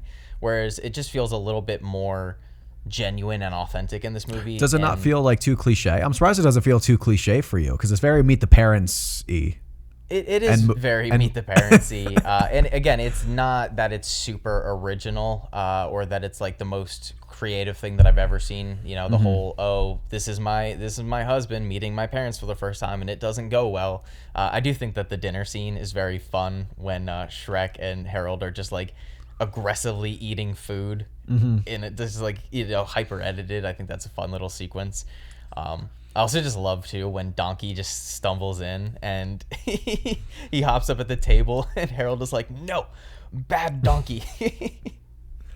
So I think compared to like the first and second, I think what I also like more about the first is that I think it does a better job. The second does have its like good like satirical moments and like parody moments, but like that. Like she brings him to the parents. It's like it kind of goes through the same motions as some of those things we saw before. Whereas the first one, I think you already you introduce a new type of character, two new types of characters. You're already doing different things that like we kind of haven't seen in animation. So I just think that heightens it for me of like originality, and like creativity and storytelling for me. Where I do agree with you in some parts of the second, or I could see an argument being made that like it might be more aesthetically pleasing or like shot better. Action sequences are a little bit more fun and choreographed, I think. And even the villain gets a bigger focus. And I'm not even going to fault anyone if they like the Godmother more, because I do think she has a more dominating presence. Farquaad is kind of more of a personal thing for me. I kind of just like everything around him, surrounding him, and like I like that he is so like himself is not a threat at all. I kind of like that. Yeah. I think it plays nicely into like, but he is like very evil minded. But where was I going with this? Oh yeah, so just like I just think Shrek 1 just brings a little bit more originality to like its premise and like character work. But we gotta at least talk about the I Need a Hero scene, because that seems like to be the highlight of the whole series for people, is like the ending. And that's in the video I watched. That's what the guy talked about. He's like, why is this scene so good? Why is the song so good? And he's like, I'll tell you why.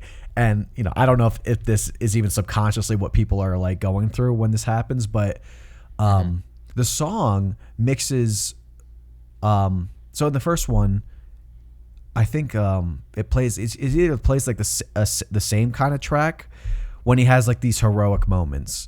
So when he rescues her from the dragon, it's playing this track, and I think that track replays, or like a rendition of it, when the dragon flies them to Farquaad's castle, and when he like objects the marriage, it's playing that same song that is intertwined in the I Need a Hero song. So he like he plays like the melody of like all of them, and he's like, so all those heroic moments from the first are kind of paid off in that moment in the second, when the song is called I Need a Hero, and he is having his like climactic heroic moment.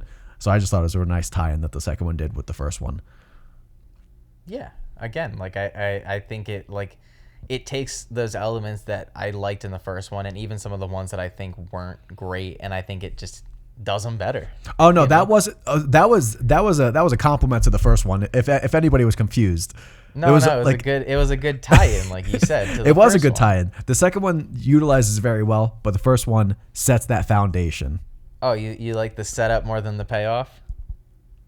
No, it's all about the destination. No, because you get good payoff in the first one on top of it. Actually, what do they say in The Brutalist? It actually is about the destination, not the journey. Yeah. Great fucking movie. Maybe personally, but in a movie, nah, give me that journey. That's fair. Give me that fucking journey. No, I do really like, I don't know.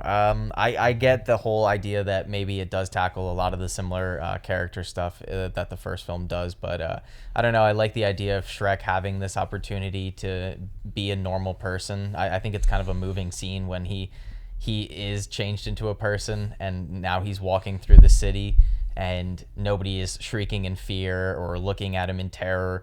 He's being like admired, and people see him as a normal person, and it seems like it's just a nice character moment to see a guy who clearly throughout the first and second film has expressed how much people have shown hatred towards him throughout his life, and now in the second film he gets like this little brief glimpse at what it's like to be normal, but then by the end of the film realizing that what's the point of being normal? Like I want to be me. And I think Fiona, again, you get a lot of that in the first movie, but just develop even more in the second film.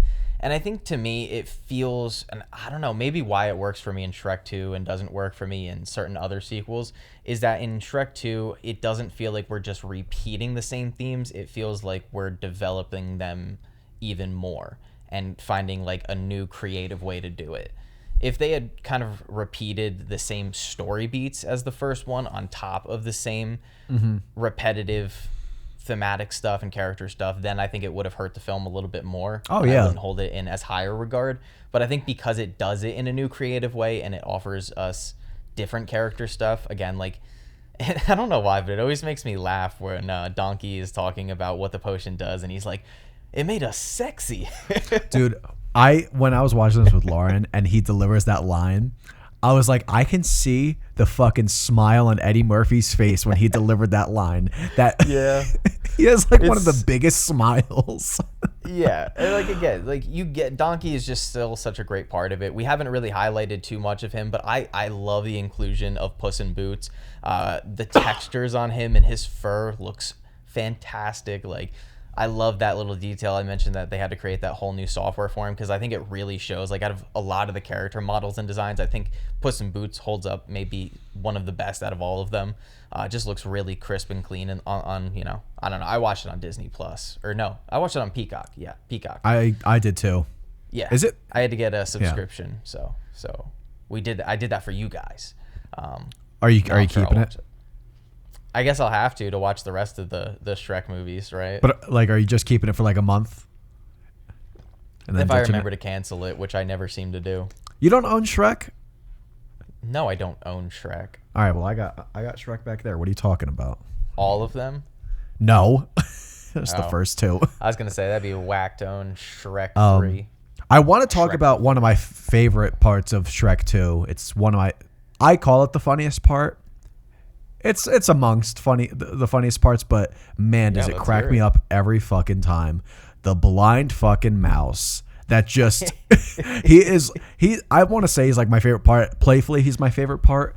The beginning, his first moment of dumb, when they're waving goodbye and Pinocchio says, "Don't worry, we'll take care of everything," and then they run inside. And he's like behind, and he just says, "Hey, wait for me." And then they close the door, and he just whacks into the hole, and he just like flails and on the ground. He just, oh my, his little oofs when he gets like hit or falls, the funniest shit in that movie to me. He does it a couple more times when he lights the match, and he's like walking on the grate to like light the firework, and he falls, and he just goes, "Oh." Wait, do we know who voices him? No. He does the same thing when they throw the wand and they're like stacked up and it just whacks him and he just goes, "Oh." Oh, it's amazing. You know what scene I didn't remember that caught me off guard and had me chuckling? It's when Shrek as a human and Donkey as the steed, they're getting arrested and they throw them in like the back of the wagon or whatever. Yeah. And Shrek like pushes his face up to the gate and he's like, "No, wait, I'm Shrek." And the guards who are arresting him, they take like a pepper cracker, like they're trying to like pepper spray him, but they just start cracking pepper in his face. And I don't know why, but I just never caught that bit, and I thought that was fucking amazing. It's a really, I think it's funnier than the first movie. Like, I think the visual gags are better, and I think like some of the jokes are just funnier.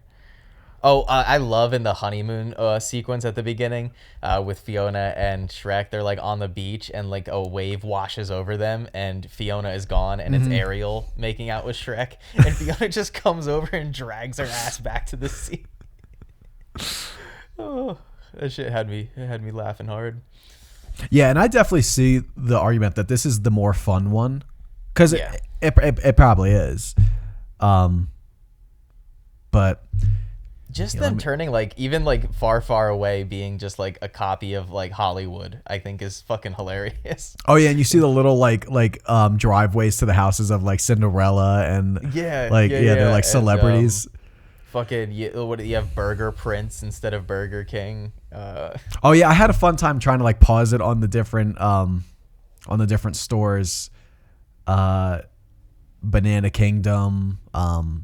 They go to in the film. They go to what is it? Fat Boy Briars or Briar Fat Boys or something. I saw Baskin.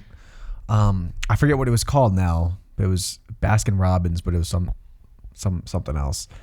But yeah, fun little inside jokes there. Let me just say like a playful thing that just didn't make fucking sense. Yeah. But you know they must be able to teleport. I don't know. Far away is at least probably like 300 to 500 miles away. I mean, they're like traveling day and night. That's not that far, yeah. Huh? That's not that far.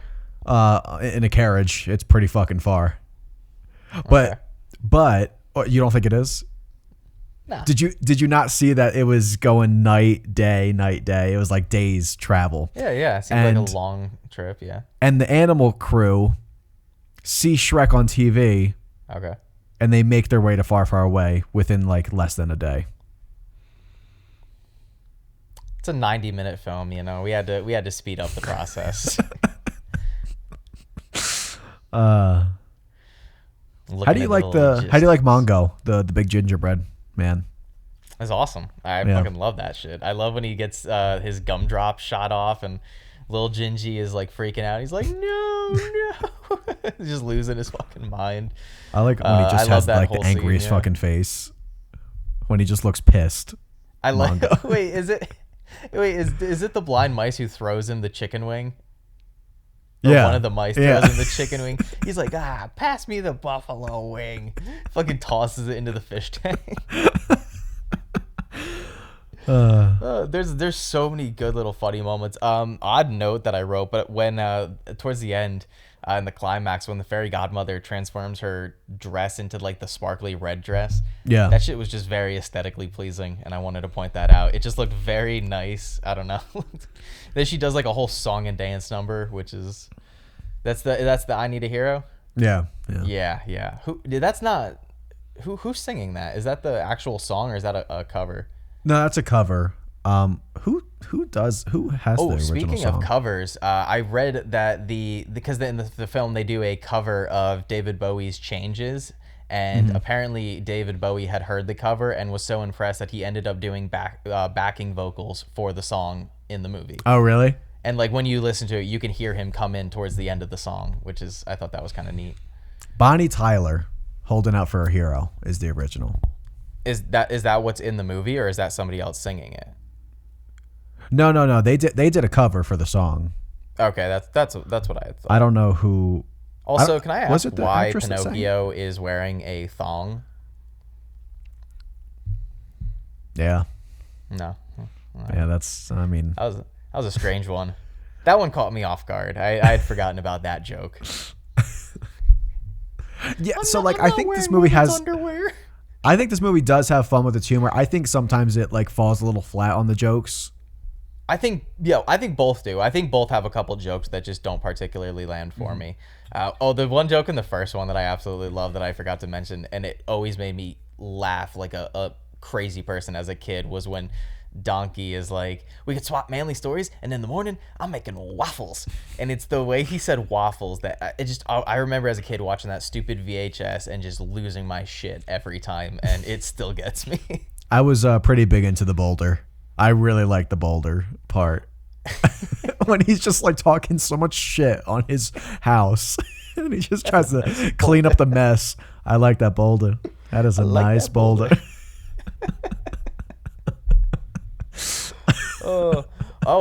Speaking of like the great animation again, there's a couple of fight scenes in the first one. They're okay, but when Puss in Boots is kicking ass in this movie, it looks really clean and sharp. I also I know it's like a dated reference even for when this movie came out, but I love the reference to Alien with the xenomorph popping out of the chest and Puss in Boots popping out. I don't know why, but I find it super endearing that Shrek is the one out of him and Donkey who like kind of like has a soft spot for Puss in Boots. Like he does the whole like eyes thing. I don't know why. It's cute. I think it's fun. I don't know if that really worked for me for Shrek's character, but it's whatever. Oh well, you just hate development. He's a softer guy now. He's married. He's opened his heart. He's a softer fella. But I don't know if I have many more thoughts. I feel like we covered a lot. I think we covered a good amount, and we were pretty concise this time, maybe. Yeah, well, for the first time. Actually, no, this is about the same. It's just I'm so used to talking about like 3 or 4 movies in one. I've noticed that it really does depend and vary. Like we spent 3 hours. To be fair, 20 minutes of that was just the Oscars discussion, but our before trilogy episode is 3 hours, whereas our trilogy coverage of 50 Shades trilogy is only 2 hours. Yeah, even this one, we had a lot of setup because I think we were talking about like childhood stuff with this one up until like 20 minutes of it, maybe 15, 20 minutes. We had some fun memories with these Shrek movies growing up. I vaguely remember there being like a sing-along version of either the first or I think it's the second one on the DVD copy. There was like a special feature that was like the sing-along version where you could just like sing along with all the songs. Back when DVD menus were awesome, and now Blu-ray menus fucking suck. They suck. I know they used to have fucking fun with them. Same thing with like credits. Like I'm thinking of like the Raimi Spider-Man trilogy. Like just like the effort put into those opening credits. Oh, dude, I've been in such a superhero kick recently. I've been rewatching like old X-Men movies and like and shit like that. And I love when they do those like really overly animated CGI sequences to open the movies. Like in the Spider-Man ones, it's like the DNA and shit. Yeah. It's so fun and corny. I fucking love it. Bring that back in superhero movies. That's my wish.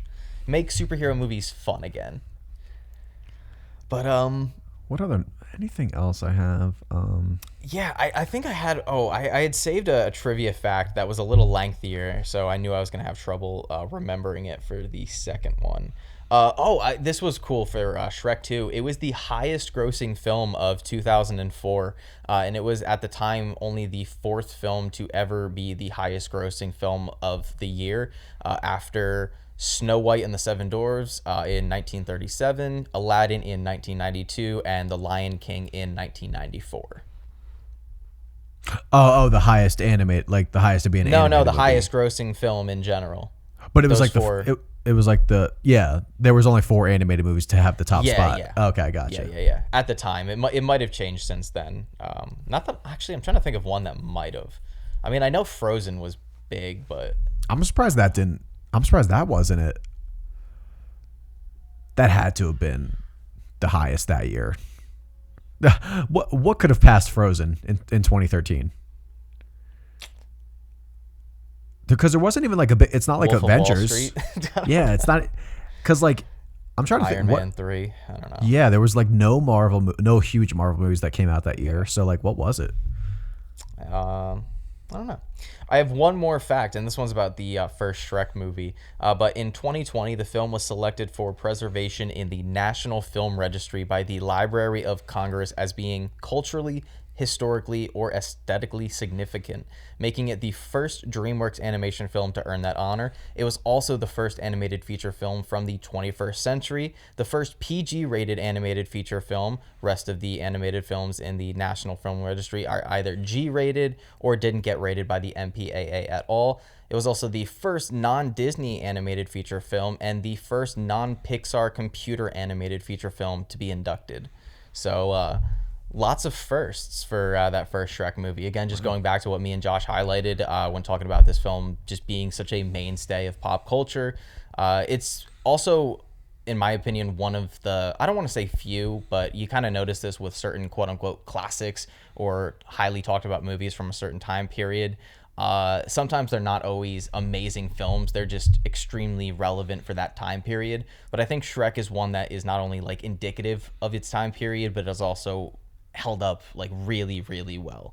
You know, again, 24-year-old film at this point, and again, a film me and Josh have seen multiple times, and still like a really, really fun experience, fun to revisit, and one that, you know, I'm sure if either of us ever have children, we're gonna show them at some point. So I'm curious, was that fact about the highest grossing, was that just like it's in overall globally, like,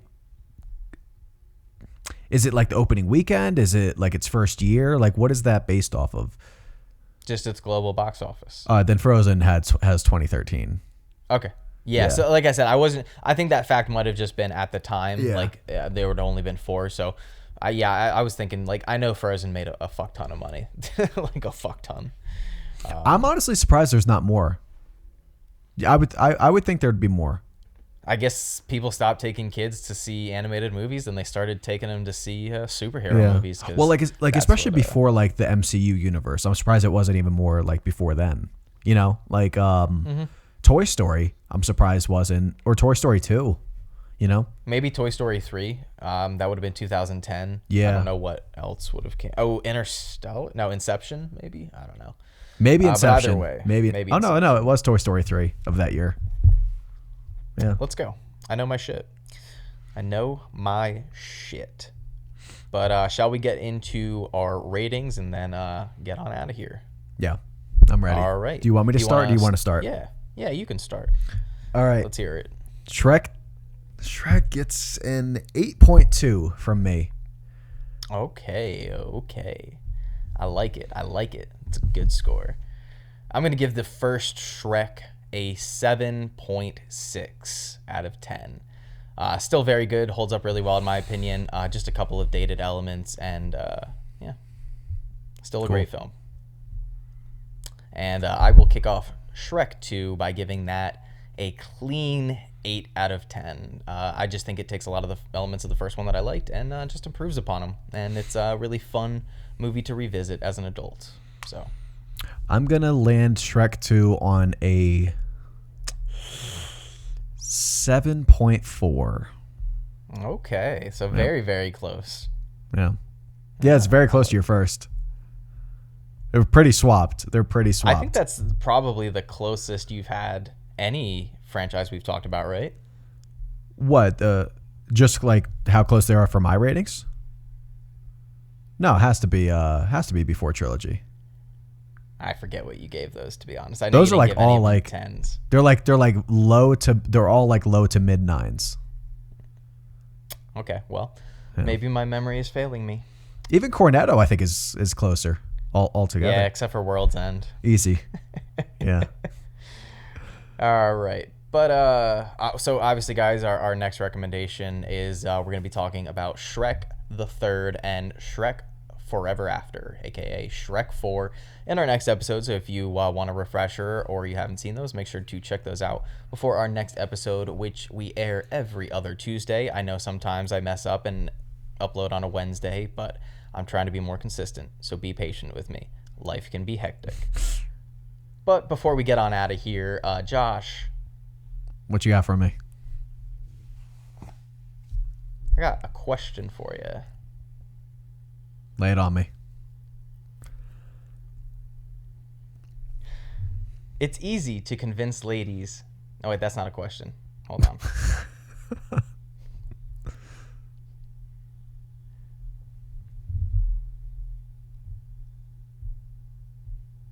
Oh, I already used that one. God damn it.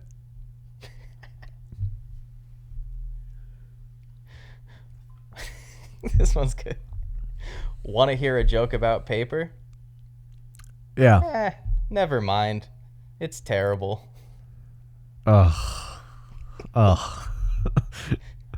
might have been the worst one yet. That's pretty bad. That's pretty bad.